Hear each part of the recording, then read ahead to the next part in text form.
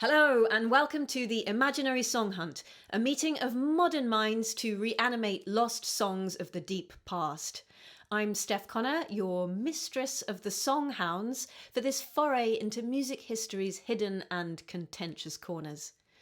In today's Festive special, I'm joined by historian Alice Raw for a deep dive into the sometimes overlooked sexual undertones of a much-loved Christmas carol.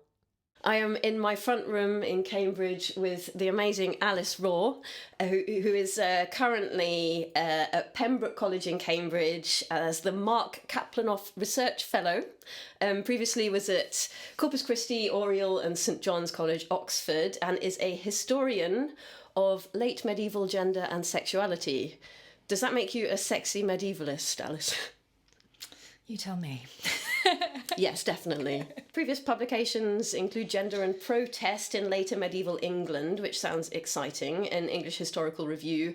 And you're currently, if I got this right, delving into civic and manor records in order to map methods of complaint available to women. Yeah, yes. What does that mean? What's a method of complaint that a woman might have used in the Middle Ages? So what kind of unites all of my work is interest in how people who are conditioned not to be heard learn ways to speak. So whether we're talking about sexuality, as we are today, or in political complaints, how do you get to the point of I'm not meant to be in these public spaces talking about politics to, well, here I am and I'm doing it. Oh, how interesting. So it's partly about that process, but then, a method of complaint might be, in fact, writing a petition or, setting up a document of women's working rights. Not something we would expect to see in the 14th century. Yeah, how interesting. We do. A document of women's working rights. Yeah. So is there an isolated example, or is that something that happened? So I've found one, and now I'm looking for more to see. But even one tells us that people are thinking about this. So today I asked you to come and chat to me for this Christmas special imaginary song hunt because I'm intrigued by your research, obviously, as a woman and a feminist and a amateur medievalist. And I asked if you could think of anything about Middle English lyrics that might be a quite juicy, exciting, festive topic. And I had a hunch that you would have a good suggestion, and indeed you did. Straight away, you didn't disappoint. You suggested a session on the Cherry Tree Carol. That obviously sprang to mind for you immediately. So what makes this song so exciting to a historian of medieval gender and sexuality? Yeah, I mean, it's one that I definitely heard as a child, and I think is probably still sung in churches and in nativity shows. And from, first glance, it's just quite a sweet story about Mary and Joseph going on a walk, and she sees some cherries and she says, will you get them for me? But it actually has all these kind of really interesting moments in it that I think help us to understand a lot about medieval ideas of sexuality, and I'll tell you how we get there, but also how that then kind of travels into the tradition that we have today. Here's my favourite version of the tune, taken down by Cecil Sharp from a Mrs. Miners of Camborne in Cornwall in January 1912. As is often the case with Sharp, he seems more interested in the tune than the words, and only notes down the first verse, which goes like this. When Joseph was an old man, and an old man was he wedded fair Mary, the Queen of Galilee. Here's another one of Cecil Sharp's transcriptions, this one sung by Ellen Plum of Armscott, Warwickshire in 1911. Some of the words don't feel like they scan very well, and actually some of them don't quite make sense. Plus, verse 5 is actually missing a line. So make of that what you will. Maybe Ellen forgot a line, or maybe, and I think this might be more likely, Sharp's transcription is just a little bit ropey. Anyway, I absolutely love this tune. Joseph was an old man, and an old man was he. He married with Mary, the Queen of Glory. Joseph took Mary in the orchard so wood, where there's apples plums, cherries, as red as any blood. Then bespoke Mary, so meek and so mild, get me some cherries, Joseph, for my body's bound with child. Joseph betaken these words so unkind, let them get you cherries, Mary, that did your body bind. Then bespoke Jesus, all in his mother's womb,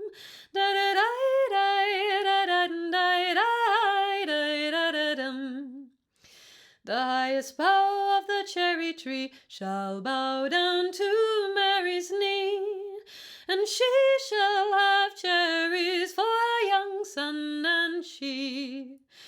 Mary got cherries by 1, 2, and 3.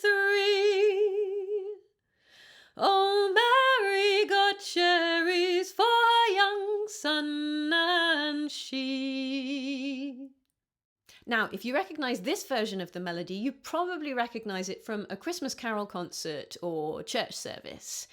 It's from William Sandy's 1933 publication, Christmas Carols, Ancient and Modern, and I believe that it's the oldest written transmission of a melody for this song. Interestingly, this is in duple time, whereas most of the transcriptions from oral tradition made around the start of the 20th century are in triple time. I'm just going to sing you one verse. Joseph was an old man was he, when he wedded Mary in the land of Galilee. The bit that I'll talk about first is the lyric where Mary says to Joseph, will you pick me some cherries because I'm pregnant and I want them? And he says, let the man who got you pregnant pick the cherries for you. Which is, when you think about it, pretty striking. It's quite pointed. Yeah, very. Yeah. So, well, I mean, as is often the case with a folk song, it's very widely sung, transmitted in lots and lots of different ways in a very, very broad range of contexts. And so people who are listening might know it as a Christmas carol, but then other people might know it as a ballad. And I think in all of those contexts, it's really easy to just not quite notice that line where Joseph says, let the guy who knocked you up pick the cherries. Yeah, no, it kind of does just sweep under the radar. Yeah. It's a really nice point about sort of it's bleeding between ballad and carol, because even, we spoke before about the carol itself as something that is a genre that we think of as being quite specific now, but in the 14th, 15th centuries was a much broader, not necessarily festive tradition that really just described a form and potentially, some scholars would argue, a performance kind of context. That's another story, but... Yes, quite well, yeah. The definition of the carol in the 15th century, what exactly is it? Is it sort of communal? It was often secular? Yeah, so there's a really broad set of secular and religious carols in the late Middle Ages. They are often transmitted together. We think that some are written by religious figures, some are written by travelling minstrels, and so on. But the kind of conversation and bleed between those two traditions is a very kind of hotly contested area. So the carol folk song sort of distinction that we would perceive today, that wasn't so much of a thing. No, and I think one of the best examples I have of this is a manuscript, it's an early printed book from the 1530s, 40s, which is it's called Christmas Carols Newly Imprinted, and it's just a whole collection of Christmas carols, but right in the middle there are two lyrics which are nothing to do with Christmas, and one is about a nun and a friar having sex. Oh, great. In the cloister. And another one which is about a woman who regularly goes to a miller for casual sex and doesn't get it's very Chaucer Boccaccio. It is. And so there's and they're just in this carol collection with no sense of, well, are those really the same as this thing about, the Virgin Mary being so meek and mild? Okay, and that really gets to the heart of why I'm so excited about this topic today. Sexuality is part of ancient religion, right?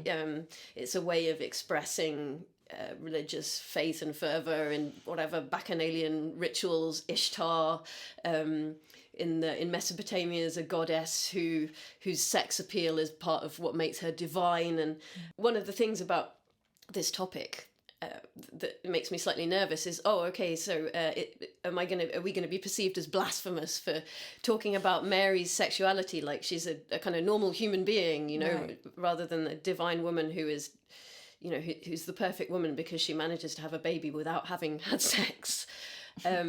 So somewhere along the line, that embarrassment about sex creeps in. When does that happen? Is it, is that already the case by the 15th century? No, it's quite late. And in some areas it continues really quite far. But really, if we're talking about a Western European context, it's with the Reformation that flip begins to happen. So with the reduced veneration of Mary, we have less of this kind of proliferation of her miracle stories and legend. And it's also, at the point of the standardization of translations of the Bible, selection as to what gets included in the Bible, all of those slightly madder stories about her are no longer in circulation in the way they were. So it gets a bit more hierarchical and kind of sanitized. Yeah, and a Reformation historian would tell me I'm, wrong about that. But in terms of Mary, yes, I think there is a more sanitized version of her. Mm-hmm. Yeah. And so back to the Cherry Tree Carol. Can you sort of remember in your history of knowing this song when you started really thinking about the implications of the words? Gosh, when would that have been? Well, really, for me, it actually began with seeing a different version of the story in a medieval text. So that's the one that we're going to focus on today, which it's called the End Town Plays. And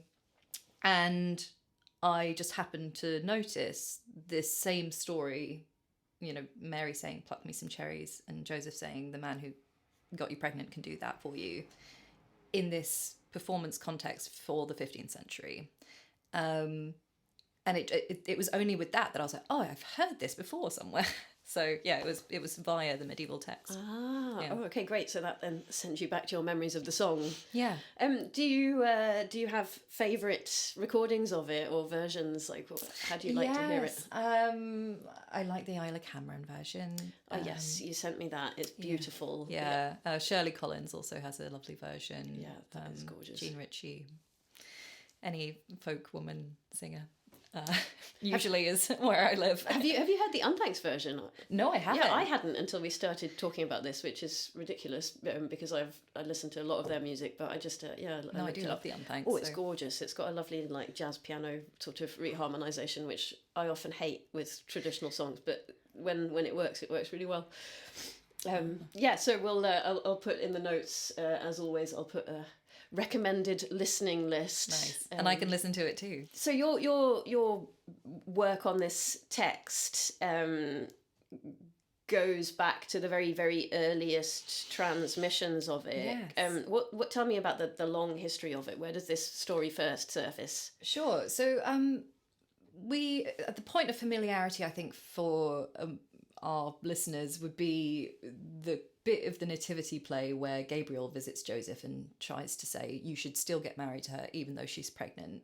But in medieval versions of this story, it's really extended and explored through multiple stages, simply because we're talking about a time where church regulation of sex is part of daily life. And one of the things... I can't resist sharing the image in my head that has just popped up now, which is a little, like, a priest popping up in the bedroom and going, faster. Well, sometimes it's the priest in the bedroom and the parishioners coming in and... saying faster. Or slower. Bring her to climax now. Well done. Same time next week. It's very, I don't even know what the voice is, but it's it's powerful. It's not very medieval. I can't say that in Middle English. Anyway, where were we? As you were. So, one of the things that is being regulated by the church is who is having sex with who and when. And 6 o'clock on Tuesday, Sue and Bob. Sometimes it's that specific. Oh my goodness, wow. Yeah, because, sometimes they'll include the time of day. No way. Because it's interesting. Oh, wow. Okay, yeah. And it suggests how nefarious it is, Yeah, so this is a time when we really are seeing women coming into church courts and having to account for their sexual encounters. So that's the kind of interest in, well, what would it mean for a woman to get pregnant outside of marriage and then have to deal with the fallout with the man who's meant to be her sexual partner, and then the wider community. Yeah. And this goes, as you asked, way back to the 7th century, where there's a kind of set of biblical apocrypha that start to really flesh out this kind of aspect of Mary's life. Wow. Yeah, so the one that I really love is the Pseudo-Matthew. So this is a text that is really focused on the 12 years between Jesus being born and then when he pops up in the temple. So for the non-apocrypha experts among us, which is probably most people, why do we say Pseudo-Matthew? Is this somebody writing as Matthew, but scholars are pretty clear that it's not Matthew? Well, presumably not, because it's in the 7th century that it's well, this is it. So there's these kind of texts that have not very much of a kind of clear connection to the really, really early biblical texts, but they're sort of written in the style of or in the voice of. So another one is the Apocrypha of St. James. And again, it's sort of like, well, there's no connection to this person, but it's meant to be as if it's the things that he would have seen and known about. Right. And were they ever kind of received as genuine? Yeah, I mean, in the 7th century, they are part of the biblical tradition in a way that, they don't yet have a standardized Bible. It also makes it into the Quran, by the way. Oh, wow. Stories. Oh, how interesting. So that, somebody who is writing has clearly had some engagement with some of these texts. So the story of the cherry tree is in the Quran as well. Yeah. Well, I never. Yeah. Amazing. So, Pseudo-Matthew. Pseudo-Matthew has this story where Mary is under a date palm and she says, "Can you get me some of those dates?" And Joseph says, "The guy who got you pregnant can do it." And so this gets kind of translated and moves into, Northern Western European traditions as a cherry tree. And this play that we're talking about today is the earliest that we know of version that's written down. Yeah. Oh, yes. And so the play is the N-Town mystery play cycle. And this is one manuscript? One manuscript. It's in the British Library. And it's a completely unique manuscript, but this form of telling kind of stories of Mary, it comes across in lots of different kind of mystery cycle plays. So there's the Townley plays, there's the York cycles, all these different versions. But this is N-Town. This is N-Town. What is N-Town? It's nomen town, so name town. And the idea is that this play can be performed anywhere, and the name N-Town comes from within the manuscript where they describe basically advertising the plays. So some guy with a banner needs to walk through whatever town, N-Town, letting people know that the plays are on. So there's only so much we can kind of claim towards performance context in this manuscript, but that's one of the things, alongside some stage directions, some ideas for props, a sense of how big the stage needs to be for different sections. So the Mary plays that we're talking about are actually specified to be indoors. Which might give us a bit of a hint about what time of year they're meant to be performed. Gosh, yeah. Do you know what kind of buildings they would have been? Potentially a church. Which is interesting when we get into the content, but potentially also, any indoor market space or, public hall wherever there are people gathered, you could do this. These mystery plays, they're in a kind of interesting sort of category of text, maybe along with things like apocrypha, songs, carols, just transmissions of religious practice which happened outside of the church, or even like a kind of an engagement with faith and spirituality, which was much more kind of everyday, presumably much more kind of personal. So yeah, I find this whole kind of area of like non-canonical but biblical texts absolutely fascinating, and particularly in the Middle Ages, because it seems like you get all these examples of people trying to kind of work through the context of the religious stories and like almost, well, not almost, but just humanizing them. Yes. And this is a kind of example of that. It's almost like I can imagine the author of this story, and you don't get an author for kind of like widely transmitted stories that were in oral tradition, but let's imagine that there was one, thinking to themselves, well, if let's say it's a man author of a certain age, what if I was Joseph? I wouldn't much like that, And there is a lot of encouragement, even within a canonical context, for self-identification within biblical material. There is. Really? Wow. So we have so many sermons from the 13th, 14th, 15th centuries where people explicitly say, I want to talk this through using language and context that you can identify with, because it helps to better understand the nature of the miracle or the grace or whatever it is. I mean, I'm not a religious person, but that connection of, I want people to fully experience what it means to sort of go through a process like this is a kind of faith that I think is quite special, really. Yeah, absolutely. Being quite separate from religion, because I'm not religious myself, just pick up very superficial ideas about Christianity, and one of them, of course, is before Luther, before the Reformation. People, sermons were in Latin, and people didn't understand what they were, and like Protestantism was all about enabling people to have a personal relationship with God, and it's just that's a huge oversimplification of what actually happened. Yeah, exactly, and you're so right. We have this real sense that the point of the Reformation was to demystify, but when we get stories like this, it's like, well, maybe it wasn't happening during the Mass, but it clearly was happening in every other aspect of life. Yeah. And religion, of course, was part of everyday life. It was, permeated kind of everything. Yeah. So tell me more about medieval mystery plays, because that's a fascinating area. Like, what was their kind of cultural significance in the Middle Ages? I think their cultural significance is really that they were for anyone. It's not something you had to pay to go watch, for example. It was just people would show up in your town and this thing would be happening. Great, imagine that. Imagine the subsidy that we'd need to make that happen now. Yeah.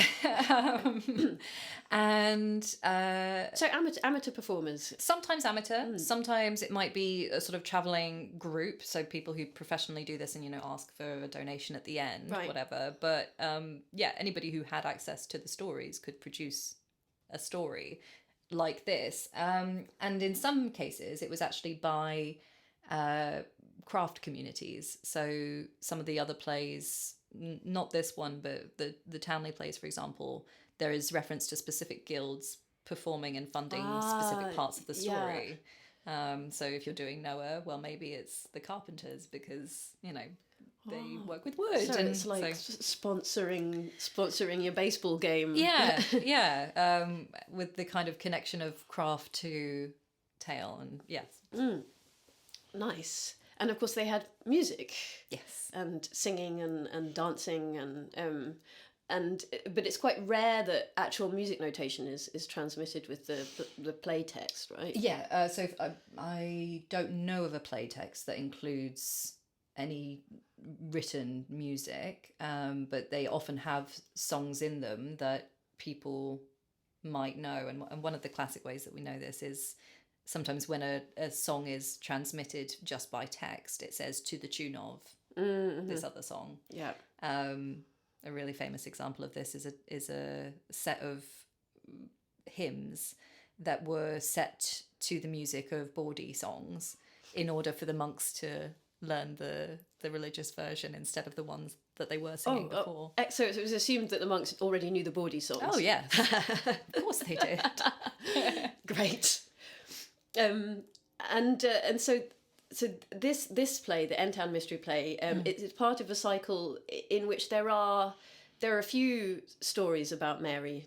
Yes. Yeah. So the idea is that we're kind of going with her from the point of marriage to the sort of fallout of the pregnancy and then the flight into Egypt. So that's the sort of bit that it covers.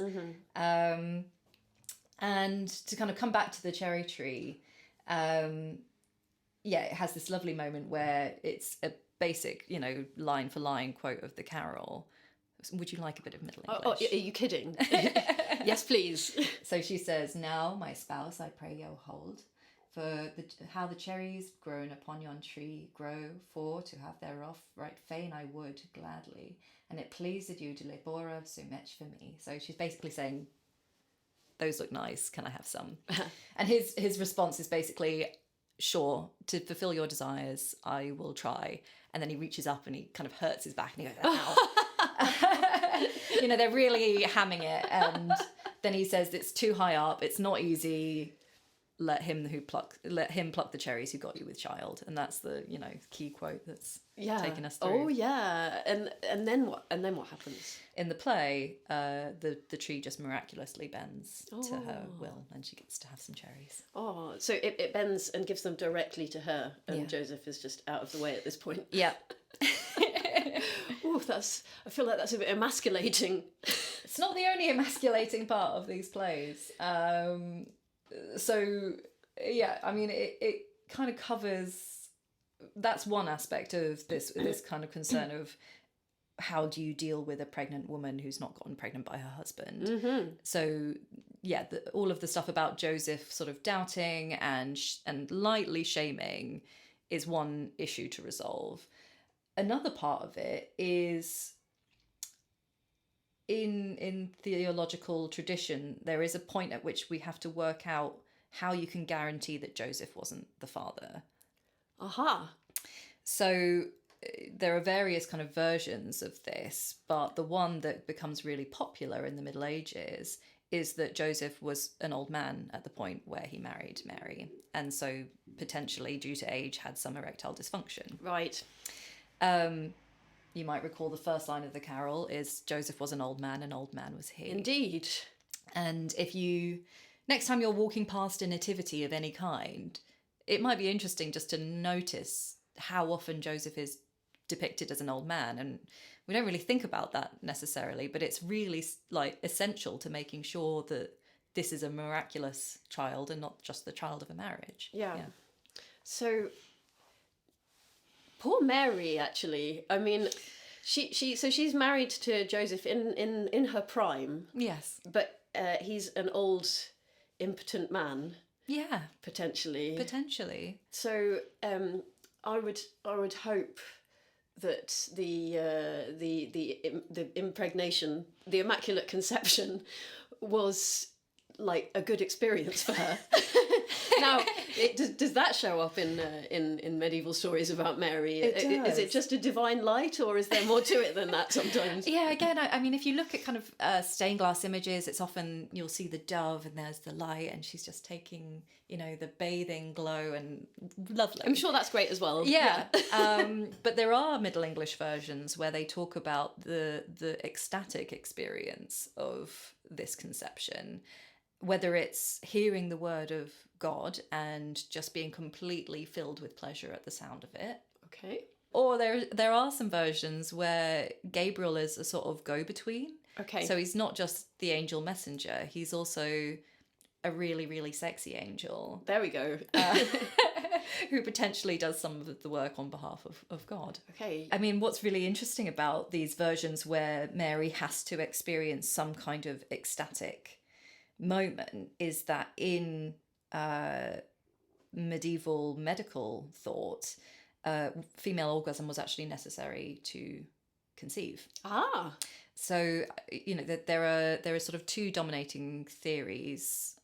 One is a kind of Aristotelian tradition, which we won't worry about. The other one is this guy, Galen, who basically says that both men and women emit seed, and that is the matter that produces children. Nice.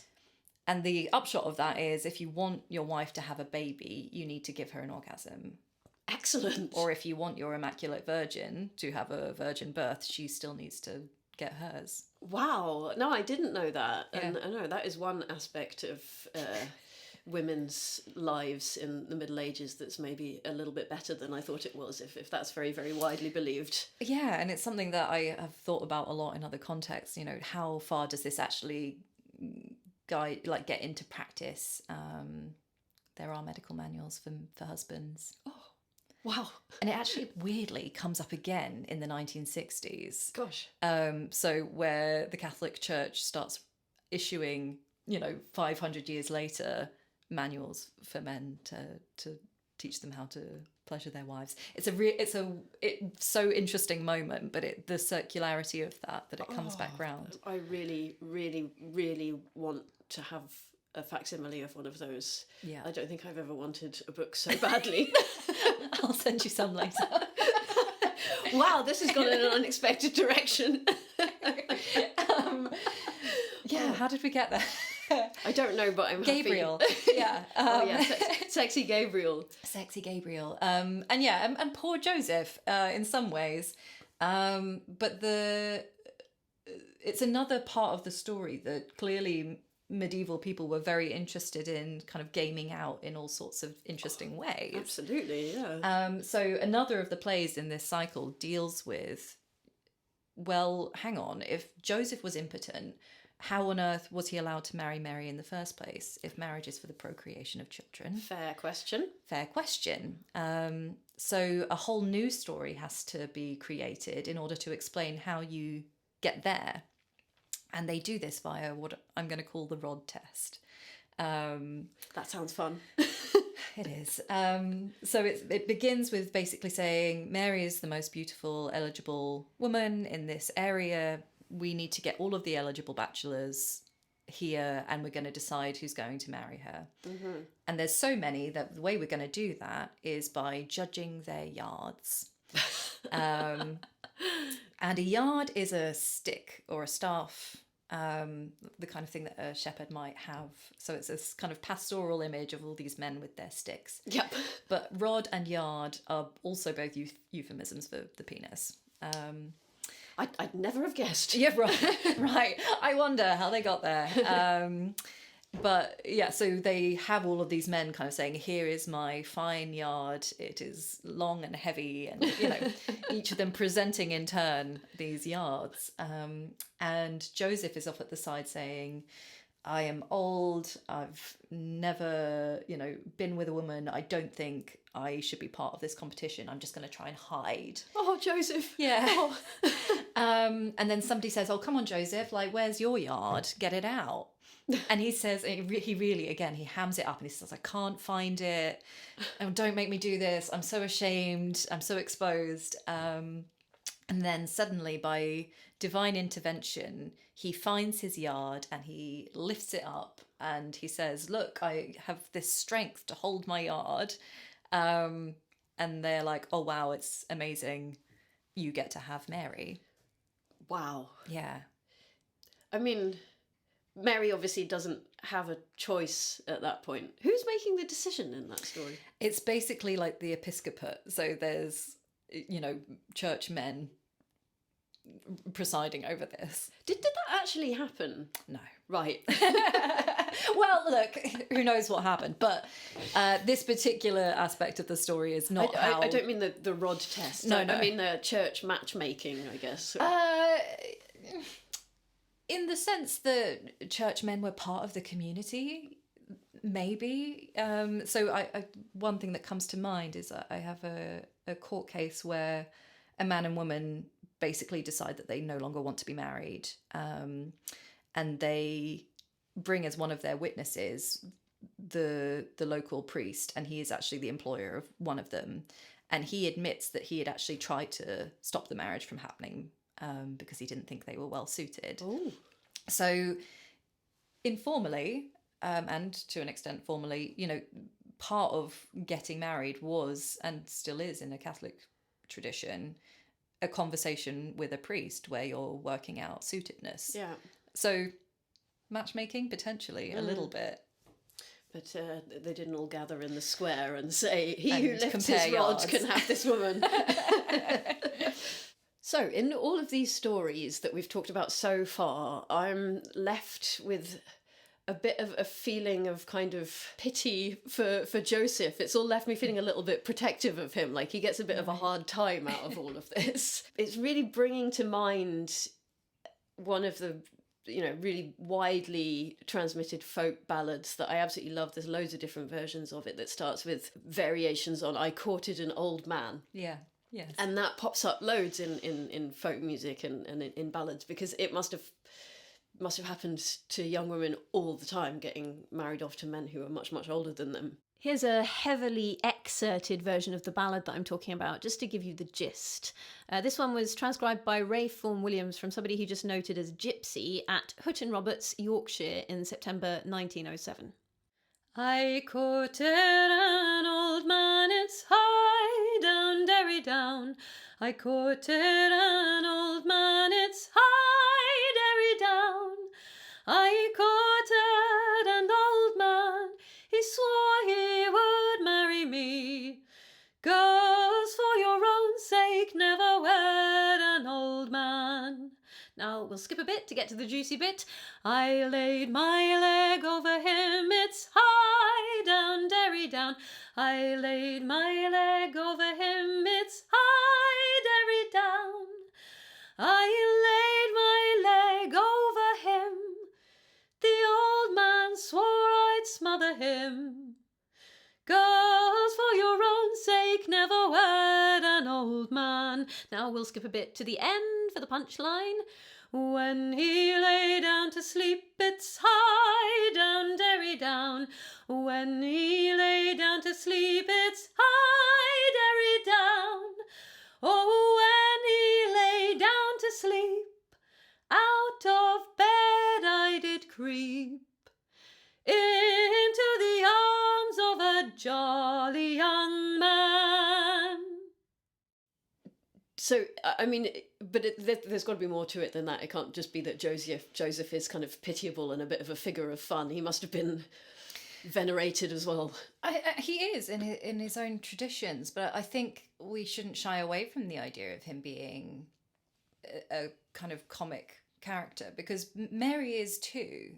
They're bantering, and a lot of the story is kind of told in an entertaining way. Oh gosh, yeah, and I mean that's so counterintuitive in the modern world, isn't it? Right. Like the idea of like laughing and humanizing and laughing with Mary and Joseph. Yeah, and it's something that is reflected in sermons as well. So something I love is that there are various versions of this kind of courting an old man cautionary tale that are lyric or songs, but we only have them because they're transmitted through sermons. Oh, wow. Okay. Yeah. So one that comes to mind is called I Am Rose, Woe Is Me. And it's all about, well, why did I sleep with this man I shouldn't have, which is a kind of classic, what we might think of as being what women might say about sex outside of marriage, and then be transmitted in a sermon. Here's a little demo of the poem I Am Rose that Alice just mentioned. It's written in the margin of a 13th to 14th century manuscript, and I'm singing from an edition by Alexandra Barrett. Barrett dates the text to the 13th century. There's obviously no melody transmitted for this little poem, so I'm singing it to part of the tune of Nobilis Humilis, popularly known as the Magnus hymn, which is also dated to the 13th century, and it contrafacts very easily. Iam rosa wo is me, suter thatis netade, thati wax, while oh why careless and me bristed I. But there are also stories like a priest who says, there are women in this town where I'm preaching who keep singing this song, and it goes along the lines of, I chose my lover at the wrestling. But when we got to bed, he couldn't make it stand. Wow. Fire on him. And, you don't want to be like those women, but I'm now going to do an exegesis of that poem. And so he takes it apart and he says, we are like the woman. Jesus is the lover. And at the first sign of, temptation or sin, we fall. And so it's this really kind of like mad interpretation of, how does this lyric about erectile dysfunction help us to better understand what it is to fall in relation to Christ? Gosh, how fascinating. Yeah. So really, like, again and again and again, Yeah. Ways of understanding religion, spirituality and dogma in relation to everyday life Yes. were important. Yeah, absolutely. So, sticking with imagery for a minute. Actually, I just want to rewind to the song about Rose that you mentioned. Yeah. Because the name Rose obviously is significant and associated with Mary in a lot of lyrics. And then I was just thinking, it comes up in a lot of folk songs as well. Like there's a round that we sing in my choir, Rose, Rose, Rose, Rose, will I ever see thee wed? Nice. Seems like the name Rose has some kind of significance as well because of the metaphor. Yeah, and I think those kind of seasonal natural metaphors, kind of go right across. So around a lot of Christmas tunes, you have the holly and the berry, and those things get kind of used as sexual imagery as well. So yes. I don't know that it's particular to roses, but that's one that really ends up sticking for us. Yeah. And cherries, of course. Cherries are absolutely loaded with symbolism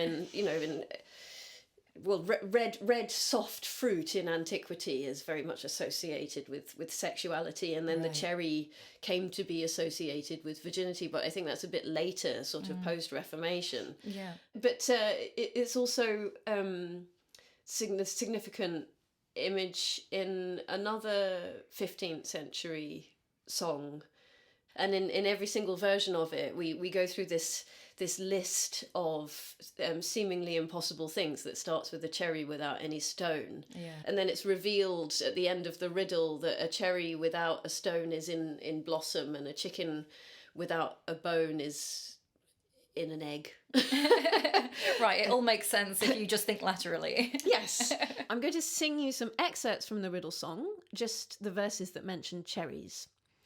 This text is from Sloane manuscript 2593 in Middle English with a Latin refrain, and this is the oldest known transmission of words for this song. I have to sing them with a modern melody since there's no musical notation in the 15th century manuscript.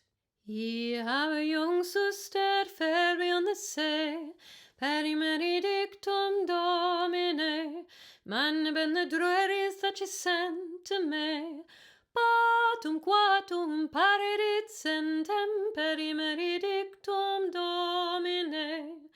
She sent me the cherry without any stone, perimeridictum domine, and so she did the dove without any bone. Patum quatum paredit sentem perimeridictum domine. Who should any cherry ben without a stone, perimeridictum domine, and who should any dove ben without a bone? Patum quatum paredit sentem perimeridictum domine. When the cherry was a floor, then I had it non stone, perimeridictum domine. When the dove was an ea, then I had it non bone, patum quatum paredit sentem perimeridictum domine. that seems like that seems loaded with sexual metaphors as well. And I mean, to come back to the point that you made earlier about in late antiquity, the kind of image of the cherry, it's partly just to do with how it looks and everything, but it's also about the kind of matter of which particular foods are produced. So you might be familiar with humoral theory. Not really, no. Okay, so all bodies, all matter is made up of, hot and dry, wet and cold, some combination of these things, and these properties are, in balance, what creates a healthy body, but in imbalance, produce all sorts of disorders. Now, certain foods are also held to have these qualities. And a cherry is kind of contrary to what we might think, a hot and dry. And so sometimes cherry pits are used as a kind of medicinal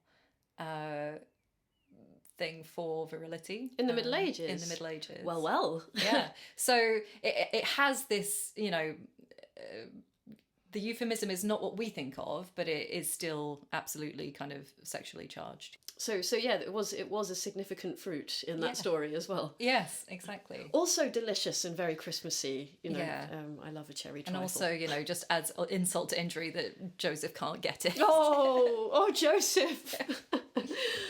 I really enjoy baiting rigorous scholars with a temptation to indulge in some super wild speculation.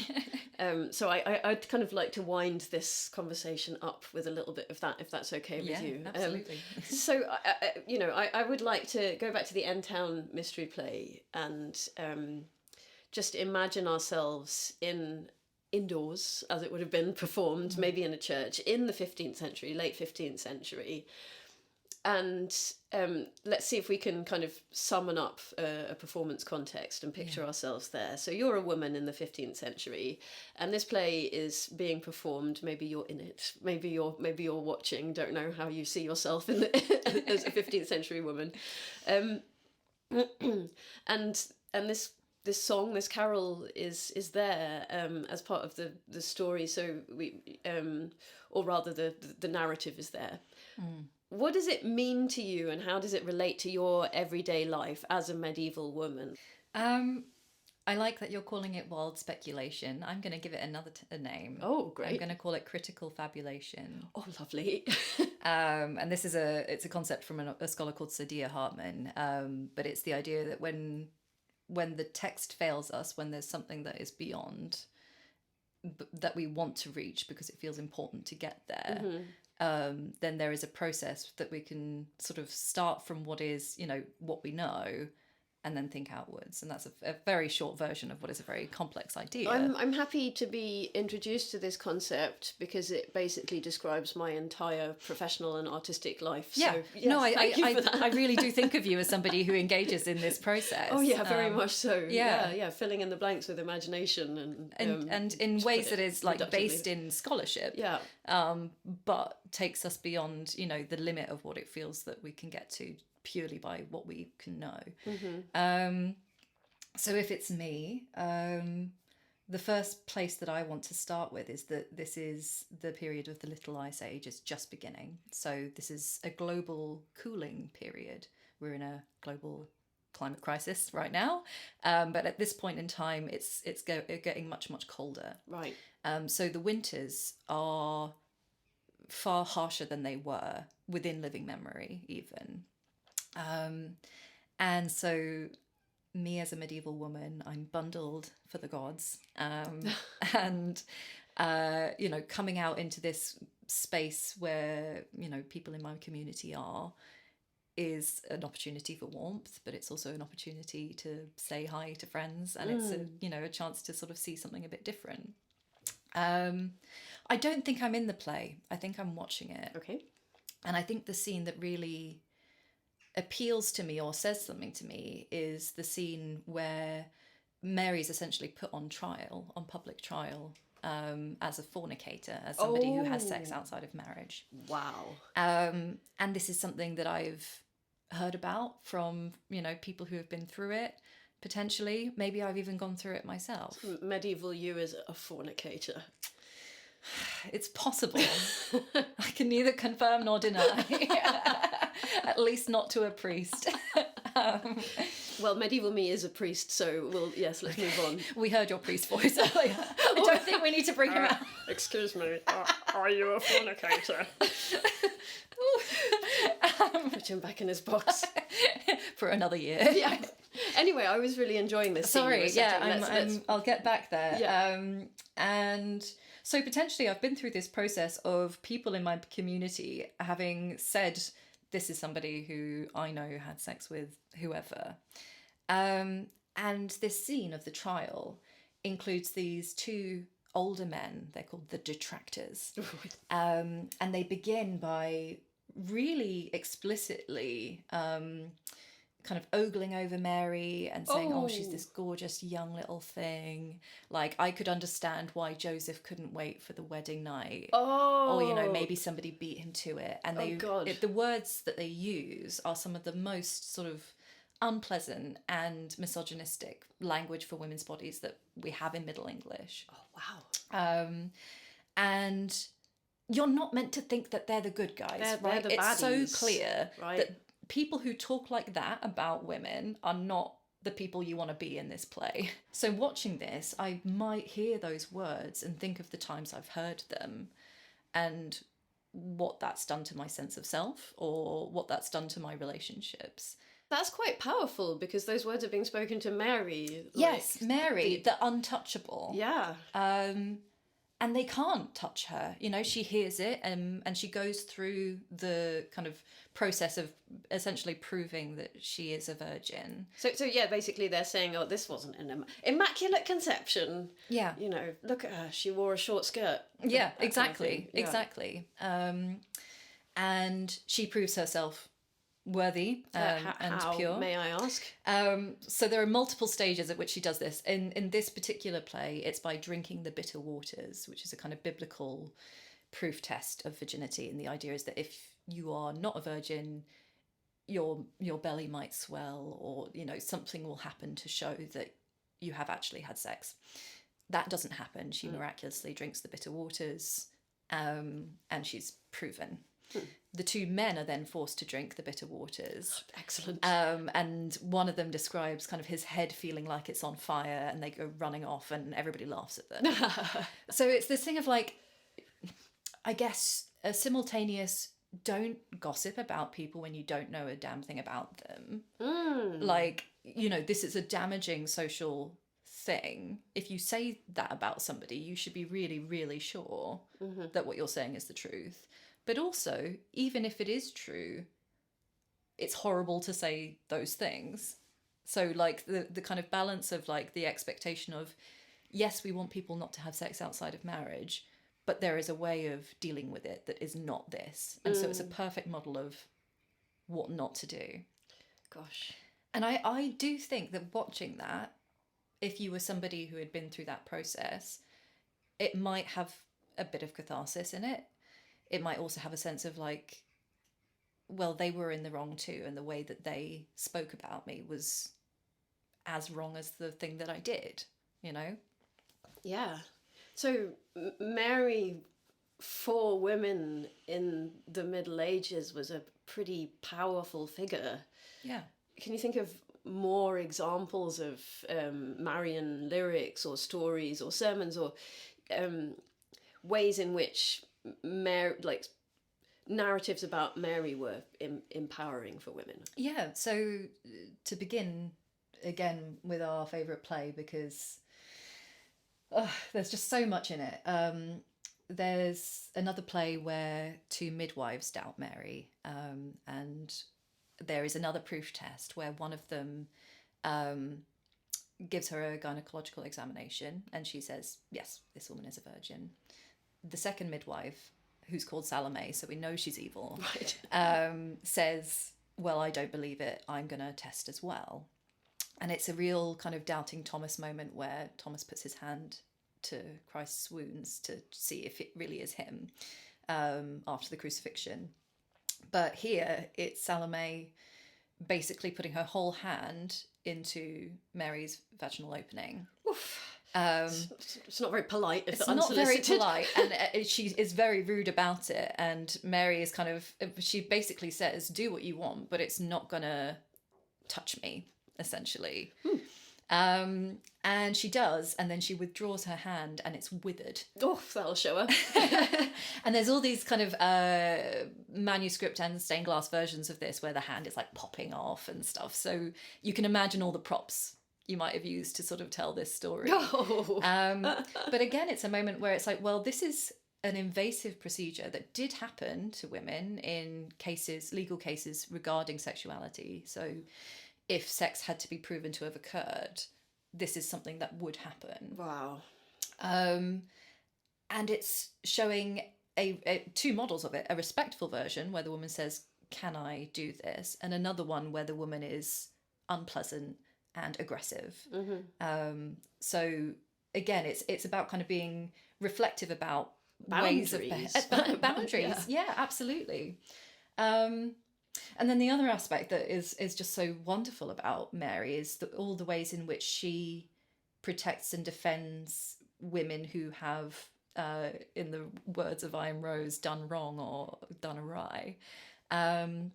So not in this play, but in a whole load of French Marian plays, they centre on a miracle where a woman has had sex outside of marriage, and then Mary either hides the evidence or... Oh, go on, Mary. Yeah. Or kind of balances things in the woman's favour. So a great example of this is the story of the pregnant abbess. You're not meant to be an abbess and pregnant, but in the time that it takes for the nuns to run off and grab a priest to sort of see the evidence of her giving birth, Mary speeds the birth, makes it painless, and then whisks away the child. Wow. So that she appears as a clean virgin. And, you know, there's no reason to do that except for that she has experience of what that's like. You know, it's not just that it's a comparison from, you know, the genuine Immaculate Virgin versus, you know, all these fallen women. It's that she knows what it's like to have that scrutiny, and she's saving other women from it. Yeah. Yeah. That's so powerful. And, you know, it's easy to imagine in the Middle Ages that there was no sympathy for the fallen woman, you know, but clearly these stories wouldn't exist if that were the case. Yeah. And I just think, you know, we get so focused on points of violence and punishment when it comes to women, partly because those are the best evidenced, right? We have all these court cases. We know that they're being punished. But we forget that that's just one point in a life. You know, it's not that this necessarily spells social death. There's a whole experience and existence beyond it that partly tells you people could live full and happy lives. Yeah. But they would carry this with them, and then it's kind of portrayed in all these really interesting ways. And also, they had the concept of the sacred orgasm, which I think we should revive. Yeah, coming to a Christmas tree near you. There's the true meaning of Christmas. Perfect. And why not? What a place to finish. Let's wrap up there. Thank you so much, Alice, for an absolutely amazing feminist festive imaginary song hunt. Well, thank you so much for having me. I'm been so a pleasure. grateful. Thank you for song hunting today. If you're watching this before the 10th of November 2025, then you can join me at the same time next Wednesday for an online singing session featuring a brand new harmony arrangement of this gorgeous carol. If you're not already on the Imaginary Song Hunt mailing list, then click the URL in the show notes below to sign up for the Zoom link and email reminders. And if you enjoyed today's hunt, then please consider making a donation to support the future of this project. Again, you'll find the URL in the show notes below.